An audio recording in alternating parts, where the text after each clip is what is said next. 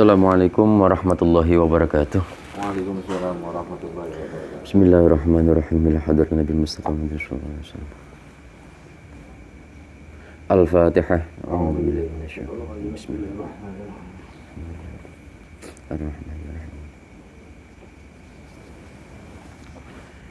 Bismillahirrahmanirrahim. Bismillahirrahmanirrahim. Qala al-musannif rahimahullahu ta'ala wa nafa'ana bihi wa bi ulumi fid dharain amin. Bismillahirrahmanirrahim. Wa qala lan dawuh sapa ba'dhum sebagiannya ulama. Ba'dhum ini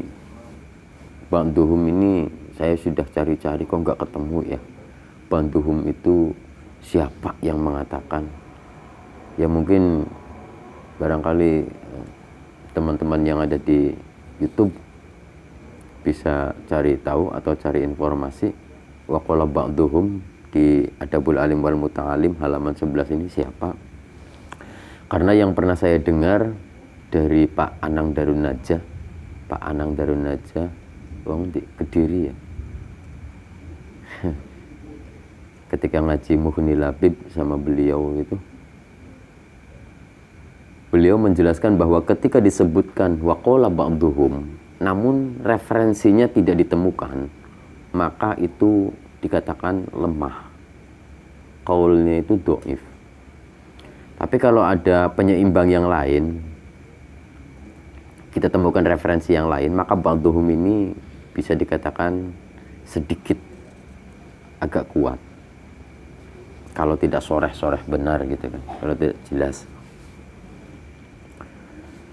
Wa qala ba'dhum wa qala lan dawu sapa ba'dhum sebagian ulama at-tauhidu utawi tauhid iku yujibu netepaken napa tauhid, netepaken al-imana ing iman. Tauhid itu mewajibkan seseorang iman. Kalau seseorang itu sudah tauhid, mengenal Allah, berarti dia itu dalam hatinya akan meyakini, oh Allah itu benar satu, Allah itu benar esa. Tertancaplah dalam hati suatu keyakinan bahwa Allah itu memang ada. Ketika orang itu sudah mempelajari bahkan mencapai tauhid. Faman mangkau tawi sapa wong iku la imana orana iman iku maujud lahu kedue man. La tauhida mangkau orana tauhid iku maujud lahu kedue man. Barang siapa yang tidak punya iman, maka dia tidak punya tauhid. Ini kebalikannya. Kalau tadi dikatakan bahwa siapa yang mempelajari ilmu tauhid, maka imannya akan kuat. Sebaliknya, orang yang tidak punya iman, malah dia tidak punya ketauhidan. Jauh dia dari mengenal Allah. Wal imanu utawi iman, iku yujibu netepaken opo iman asyari'ata ing syariat. Selanjutnya, iman itu akan menetapkan, mewajibkan seseorang untuk melakukan syariat. Pertama tauhid. Ketika dia sudah memperdalam ketauhidan, maka akan timbullah dalam hatinya suatu keimanan, keyakinan. Oh, Allah itu begini-begini. Tapi awas, Allah itu begini-begini, itu justru salah. Apapun yang grenjet ki kerenteg, ma khotoro bibalika fallahu mukhalifun, apa itu? Aduh, saya lupa itu di Kharidatul Bahiyah. Apapun yang terbesit dalam hatimu tentang Allah, maka Allah tidak seperti itu. Nah, ketika kamu terbesit dalam hati, oh Allah itu begini, sebetulnya Allah tidak seperti itu. Allah tidak seperti apa yang kerentek dalam hatimu. Ketika orang itu mempelajari tauhid, timbullah iman. Ketika timbul iman, maka timbullah syariat. Ketika orang itu sudah meyakini Allah itu ada, maka dia berkeyakinan bahwa saya harus menyembah. Nah, menyembah ini diperlukan untuk syariat. Diperlukan adanya syariat seperti sholat, puasa, zakat, itu semuanya syariat. Faman la syari'atalah la imanalah wala tauhidalah. Faman makau te sapa wong iku la syari'ata ora ana hukum syariat iku maujud lahu kedue man La imana mangka ora iman iku maujud lahu kedue man wala tauhid lan ora tauhid iku maujud lahu kedue man. Barang siapa yang tidak punya hukum syariat, maka dia tidak punya iman, tidak punya tauhid. Nantilah kejelasannya di belakang. Wa syariatu tawi hukum syariat iku tujibu netepaken napa syariat netepaken al adaba ing tata krama. Faman maka uti sapa wong iku la adaba ora adab iku maujud lahu kedue man la syariat maka ora syariat iku maujud lahu kedue man wala iman lan ora iman iku maujud lahu kedue man wala tauhid lan ora tauhid iku maujud lahu kedue man. Tun. Saya jelaskan gini. Kembali tadi ya. Ketika seorang itu mempelajari tauhid, maka akan timbul di hatinya suatu keyakinan, iman. Ketika timbul iman, maka dia yakin bahwa saya sebagai manusia punya hukum syariat. Sehingga dia menjalankan kehidupan ini penuh dengan syariat. Kalau kata Syekh Fatah, Depok itu, dari Depok, beliau mengatakan syariat tidak pernah sesat. Syariat tidak pernah sesat. Tapi yang sesuai dengan kaidah-kaidah Islam ya. Orang yang mempelajari tauhid akan menimbulkan keimanan. Ketika sudah timbul keyakinan, keimanan, maka dia akan sadar bahwa dia sebagai manusia ini memerlukan syariat. Ketika sudah mempelajari syariat, ketika dia menjalani hukum-hukum syariat, maka dia harus punya adab. Harus punya adab. Adab posisinya di bawah ya. Posisinya di bawah. Tauhid, iman, syariat, adab. Tapi untuk kita-kita diperlukan adanya adab, bahwa adab itu katanya nomor 1 ya kan. Nah ini maksudnya untuk menuju tauhid ke sana, level pertama yang kamu gapai adalah adab. Level kedua adalah syariat, ilmu. Level ketiga keyakinan, iman. Kalau sudah timbul keyakinan di itu banyak kan, yang penting yakin. Yang penting yakin. Komandan hotel. Iya, komandan siapa itu? Sanudin. Kang Gotel. Yang penting yakin. Ya kira-kira seperti itu. Pun urutannya sama. Ketika orang itu mempelajari tauhid, maka dia akan timbul iman. Ketika dia tidak punya iman, berarti dia tidak punya tauhid. Ketika timbul iman, berarti dia menyadari bahwa kehidupan ini harus melakukan syariat. Tapi kalau tidak melakukan syariat, berarti orang itu tidak punya iman, ya tidak punya tauhid. Kalau dia sudah menjalani hukum syariat, berarti dia sadar bahwa dia harus melakukan adab. Ketika orang itu tidak punya adab, maka sejatinya dia tidak punya ilmu, tidak punya syariat. Ketika tidak punya syariat, ya tidak punya iman, tidak punya tauhid. Adab itu nomor 1. Kalau ada rananya adab itu seakan udah dipakai kebanyakan gitu. Oh, wis umum. Sing penting yakin.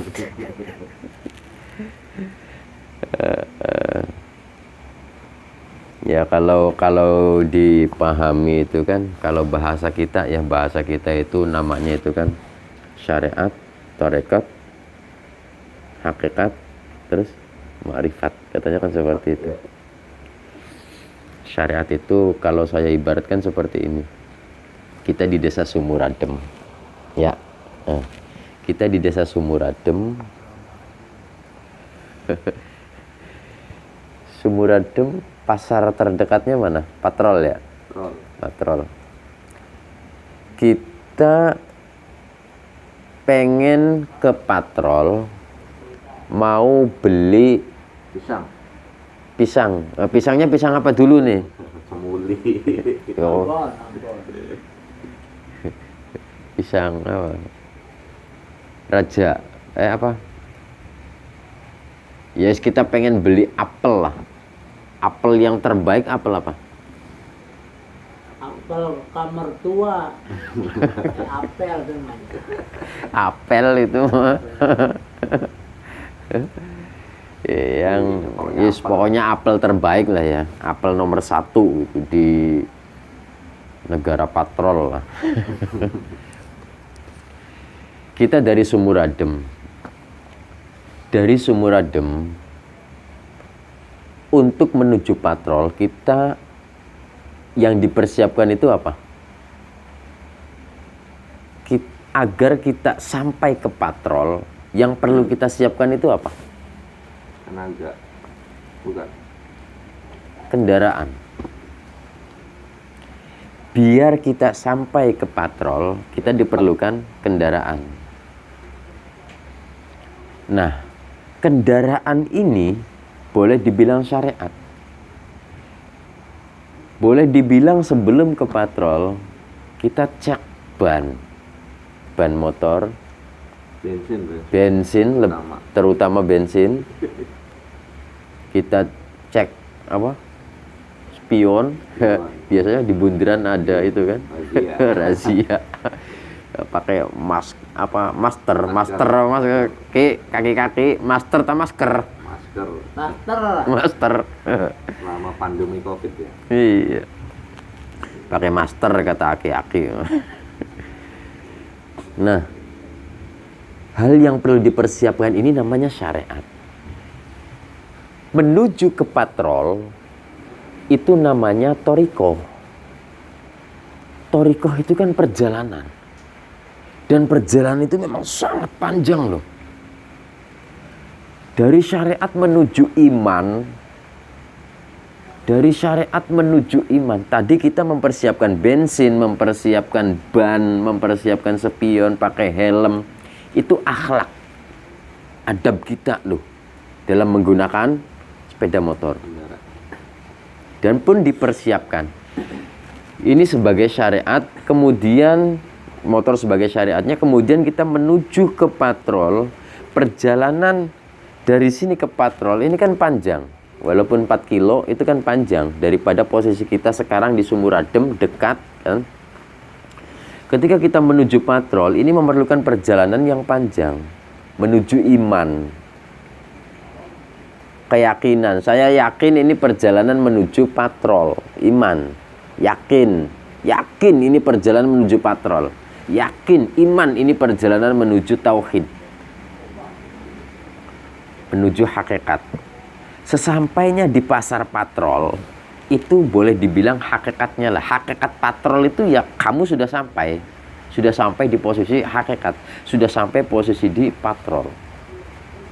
Sesampainya di pasar patrol, tadi awal yang tujuan utama kita ke pasar patrol itu mencari apa? Apel terbaik kan. Boleh dibilang itu makrifat lah. Syariat, tarekat, hakikat, makrifat. Sesampainya di patrol, kamu menemukan apel terbaik enggak? Kira-kira? Belum tentu kan? Belum tentu. Begitu orang sudah sampai level ke sana, level sejati, dia juga belum tentu loh. Itu hanya sebatas pandangan dia saja. Sama seperti begini. Antara pandangan saya antara pandangan saya dengan pandangan teman saya tidak mungkin sama. Satu contoh begini. Contohnya apa? Ya, orang kan memiliki selera masing-masing kan. Begitupun dari sisi pandangan. Saya menilai motor ini enak loh kalau saya pakai. Tapi teman saya bilang apa? Oh, enggak enak katanya. Itu kurang ini. Pandangan itu enggak sama masalahnya. Begitupun ketika orang itu sudah sampai sana, untuk menerangkan, untuk membimbing yang di bawah itu melalui level-level berbeda juga. Kalau kata ini, yang namanya zikir itu seperti ini. Kalau kata ini, zikir itu seperti ini, ya wajar. Karena beliau, para ulama itu memiliki pandangan tersendiri dalam membimbing umat. Kembali lagi, ketika kita sudah sampai di pasar patrol, belum tentu kita itu menemukan apel terbaik. Kita kasih contoh 2 orang lah yang ke patrol ya. 2 orang mempersiapkan motor masing-masing menuju patrol. Posisi parkirnya sama enggak? Beda. Kadang beda loh. Ketika posisi parkirnya ini berbeda, yang satu di sebelah selatan, yang satu di sebelah timur, masuk ke pasarnya juga beda pintu loh. Beda pintu masuk. Dalam pencarian apel terbaik pun mereka belum tentu menemukan semuanya loh. Yang bisa menemukan itu hanya 1-2 orang dalam satu zaman, dalam satu waktu, satu kurun. Pantas kalau Ba'atsallahu likulli mi'ati sanatin man yujaddidu li amri diniha. Setiap 100 tahun sekali Allah mengutus seseorang untuk memperbaharui agama. Artinya ketika sudah sampai level sana, kita juga belum tentu menemukan apa yang kita cari. Kalau kita masih sebatas komentar, kalau kita hanya sebatas debat, kalau kita sebatas mengeluarkan pendapat-pendapat ketika ngobrol dengan teman, ya khususnya masalah seperti ini, masalah keagamaan, masalah keyakinan, saya kira sulit untuk mencapai ke sana. Justru dengan adanya diam itu malah lebih baik.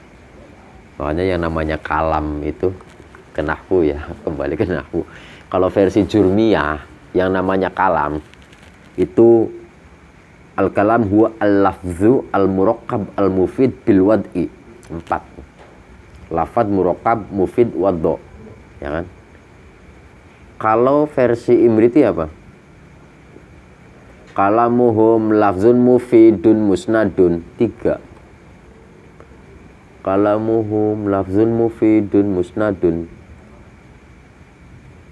Tadi di Jurmiyah 4, di Imriti 3, di Alfiyah 2. Kalamuna lafzun mufidun kastaqim, lafzun mufidun doang. Jurmiyah 4, Imriti 3, Alfiyah 2. Kalau menurut ahli tauhid, yang namanya kalam itu ya diam. Diammu itu ya kalam, nggak usah ngomong itu ya omonganmu. Malah dipersempit lagi, diperkecil lagi gitu kan. Paham nggak maksud saya? Ojo paham-paham we Kang. Artinya pandangan ulama itu berbeda. Menurut Imam Muhammad bin Dawud As-Sonhaji, pengarang kitab Jurmiyah, mengatakan bahwa yang namanya kalam itu 4 kriterianya. Tapi kalau menurut Syarifuddin Yahya Al-Imriti itu 3 menurut pendapatnya, pandangannya. Tapi kalau menurut Ibnu Malik itu 2. Kalau menurut ahli tauhid itu gak usah ngomong, itu sudah kalam. Sudah diammu itu ya, berbicaranya hatimu itu ya kalam namanya. Mulut orang kanggo, cukup dengan kontak batin, tidak perlu HP. Kalau menurut ahli tauhid seperti itu.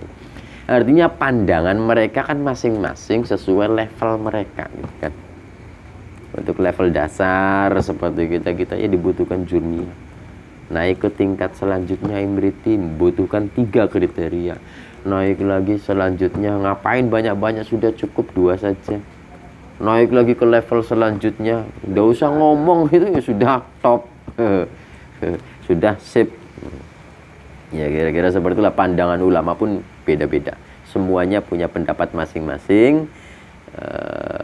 Ketika kita kembali lagi, ketika kita sudah mencapai di pasar patrol, kita meyakini bahwa apel ini terbaik. Lah orang itu, satu orang lagi menemukan, oh apel ini terbaik. Ketika ditemukan, mana yang terbaik? Semuanya terbaik menurut masing-masing. Jadi tidak bisa disamakan. Wajar kalau antar ulama itu berbeda pendapat, khususnya dalam bab tauhid, itu wajar ya. Bahkan ada yang banyak di antara kita orang-orang awam itu mengatakan bahwa jangan terlalu dalam mempelajari tauhid, nanti bisa apa itu katanya, musyrik. Ya jangan gitulah bahasanya. Terlalu itu namanya doktrin agar kamu jangan sampai mengenal siapa dirimu. Tidak usah diperdulikan lah, saya kira. Kalau ada orang mengatakan tauhid iku aja dijero-jero nih, jangan diperdalam, nanti bisa musyrik. Orang mempelajari tauhid kok hasilnya musyrik, ini gimana? Ini satu doktrinan yang menurut saya wajib dihapus. Karena kalau dia males mempelajari tauhid, sampai kapan? Dari generasi ke generasi turun, jangan diperdalam. Turun. Jangan diperdalam ilmu tauhid. Ini kan membahayakan. Mungkin kalau orang lain mengatakan ini versi Londo atau Belanda, zaman orang Belanda. Agar orang Islam itu jangan terlalu dalam mempelajari Islam, mempelajari ketuhanan. Kalau saya pribadi justru malah menganjurkan ya kalian itu pelajari itu ilmu tauhid supaya kita bisa mengenal diri kita sendiri.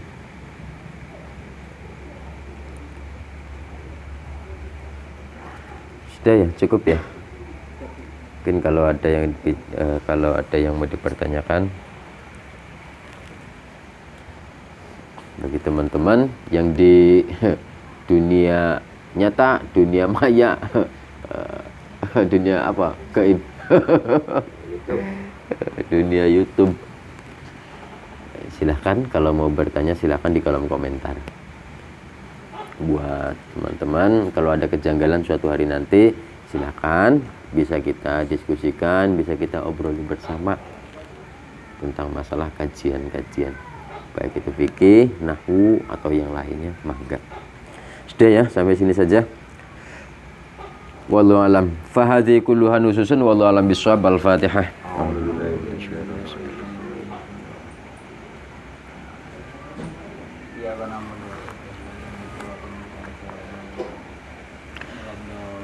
Assalamualaikum warahmatullahi wabarakatuh. Waalaikumsalam warahmatullahi wabarakatuh.